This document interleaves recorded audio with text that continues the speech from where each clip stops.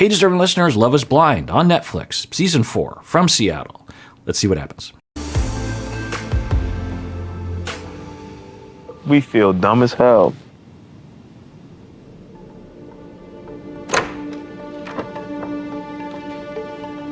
It is what it is, bro.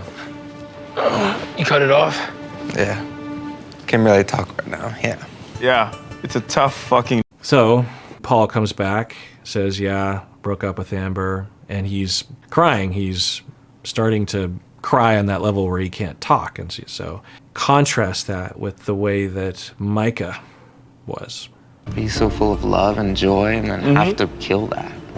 We envision ourselves in the future with this person. With the person, and we create a reality in the future. When it's in your mind, it's in her mind. Yeah. And it exists in a timeline somewhere. Yeah. And if it breaks, if it dies, it's a death. You have to... So Paul, it's good. He's processing it. He's recognizing it. He's naming it. What just happened? Now, I don't think he knows that Kwame just got dumped. And I think Kwame's like, yeah, okay, yeah, I hear you. To mourn that death. So it exists in some capacity. Definitely, yeah. And then it fucking dies like that. Yeah. And you're by fucking miserable. By your own hand at that?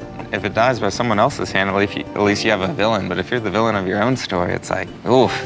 Yeah, and it's something that people don't talk about very often. People don't have a lot of sympathy for people that will break up with other people because it's painted as though it's a bad thing or that it's, and I don't want to say it's a good thing, but that it's an evil thing or something. And it's hard. It's a grief process there. We all recognize the grief that people go through when they're dumped, but when you break up with someone, there's also a grief process, hopefully, right? One, the relationship is over. Depending on the circumstances, there can be some pain around that. He has normal pain around that. Also, the pain of someone else. You just feel bad. You feel, he's like, I'm the villain in this story.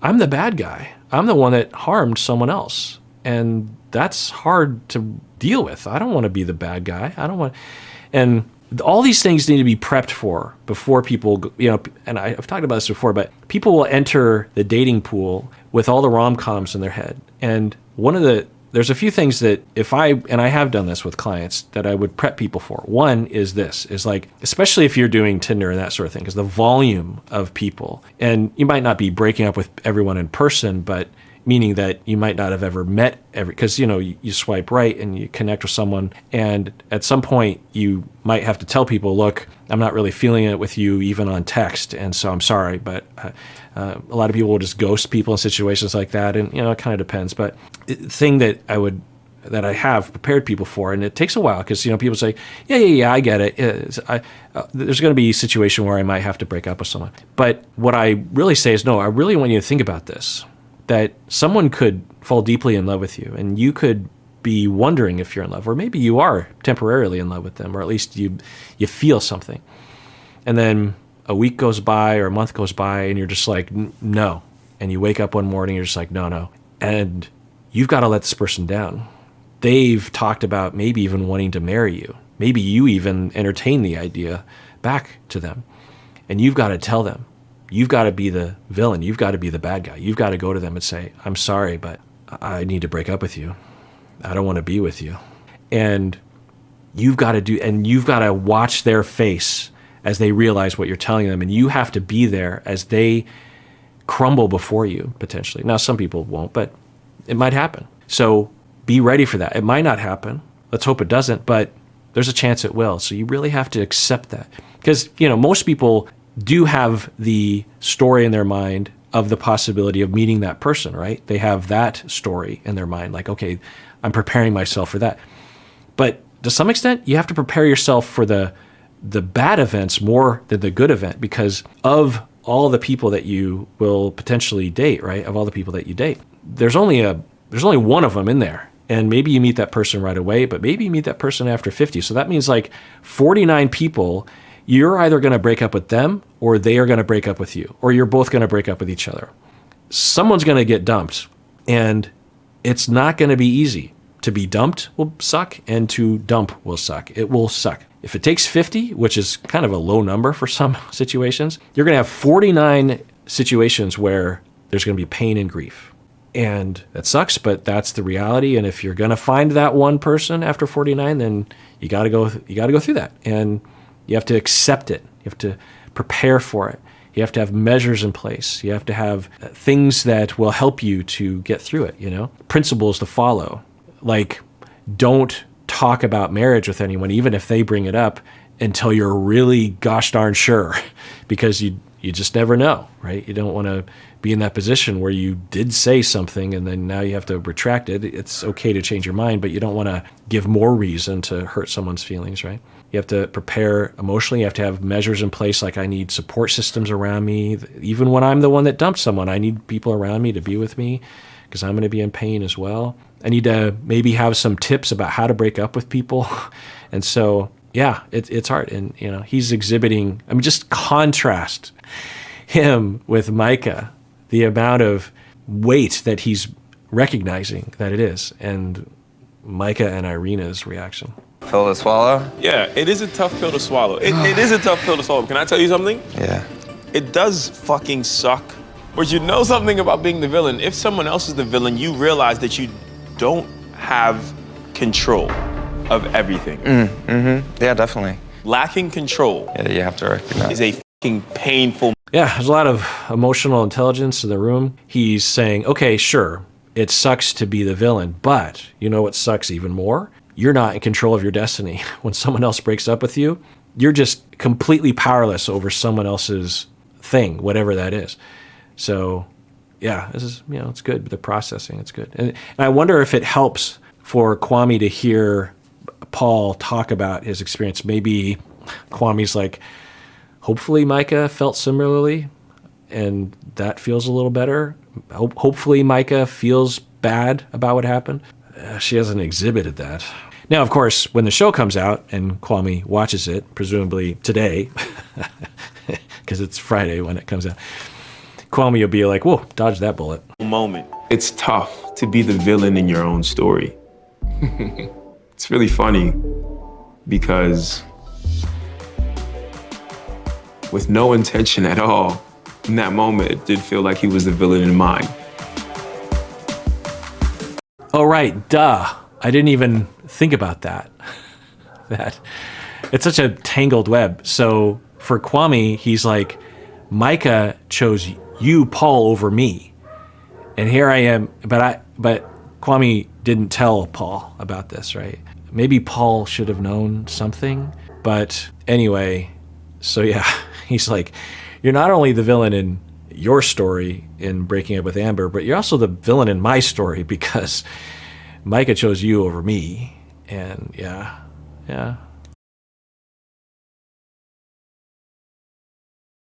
Well, I'm really curious as to where this story goes.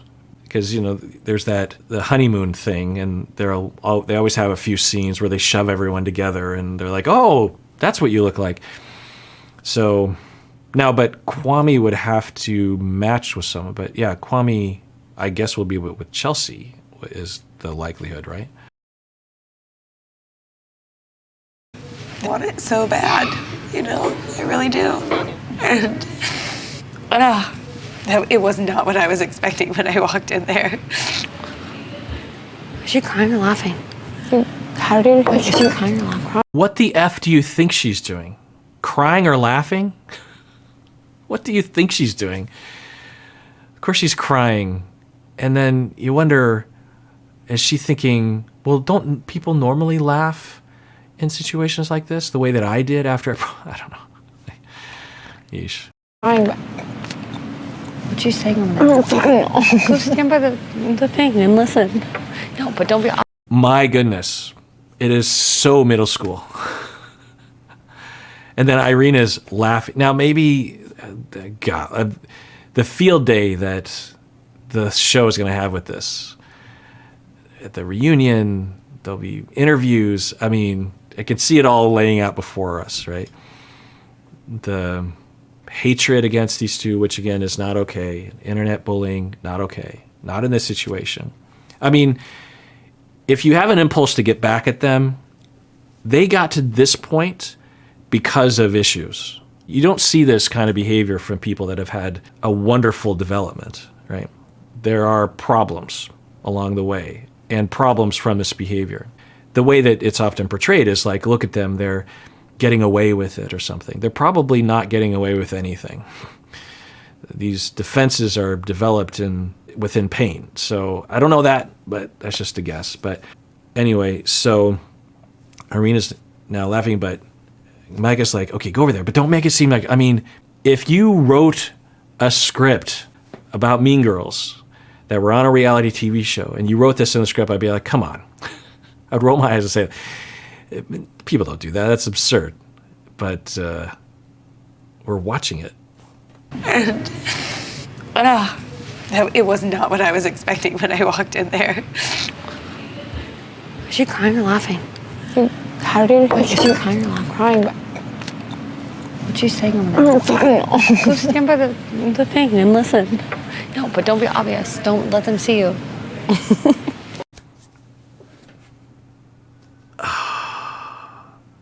So when I watch 90 Day Fiance, there's occasional cast members that will. I'm sure you're just as irked as I am. Sometimes I'm like, maybe this is triggering me. I can't imagine this not triggering everyone. If you're not triggered by this, I worry about you. I'm joking, but so she's continuing to laugh.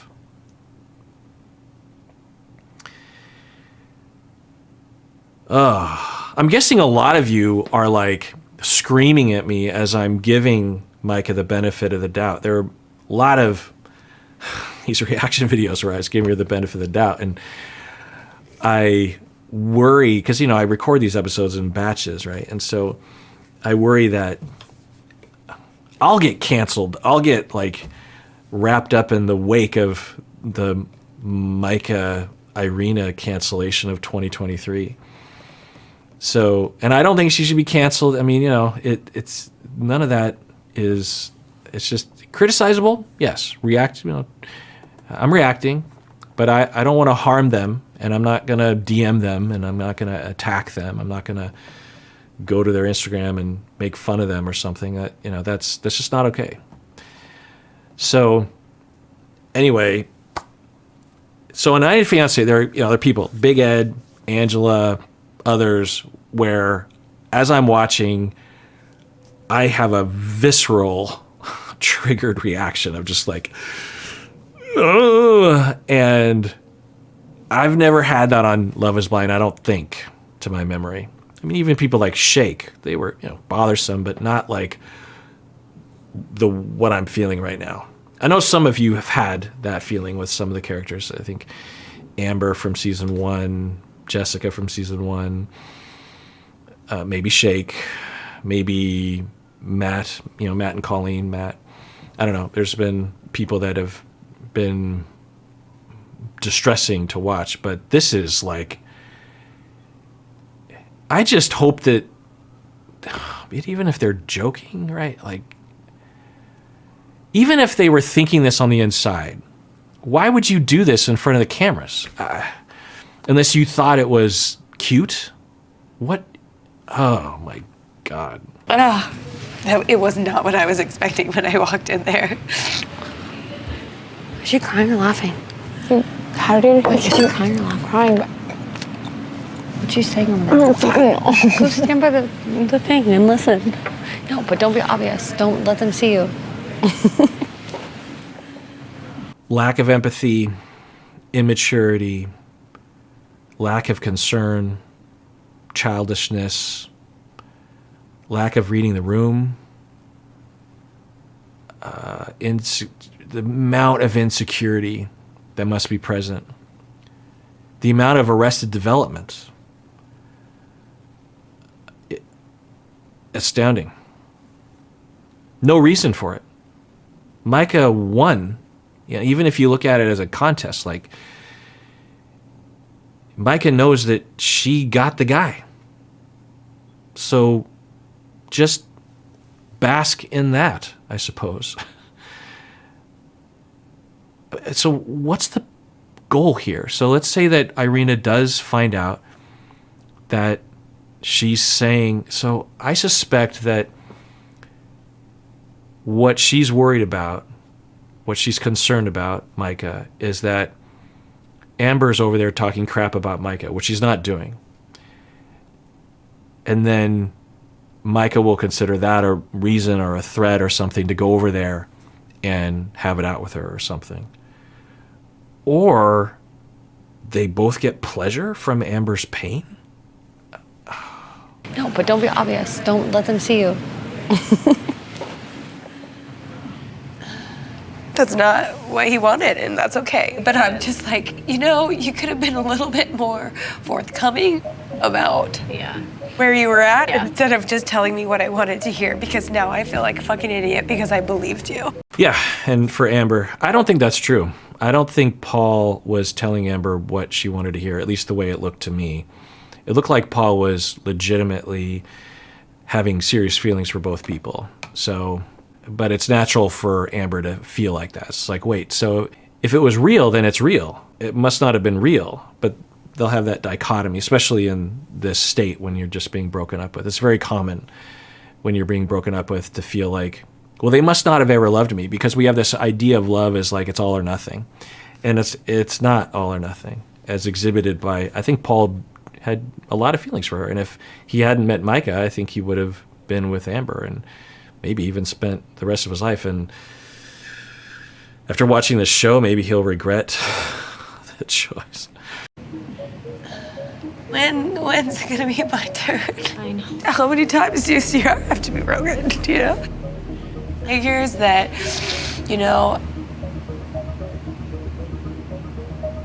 Yeah, so now Amber, I think, sees that Irina is spying, eavesdropping. And I imagine for Amber and Chelsea, it would just be completely inconceivable as to what is happening on the other side of that wall. That they would, I imagine I don't know. I just can't imagine that Amber would know the atrocity that is happening on the other side of that wall. abort. You were with Micah? Yeah. My God.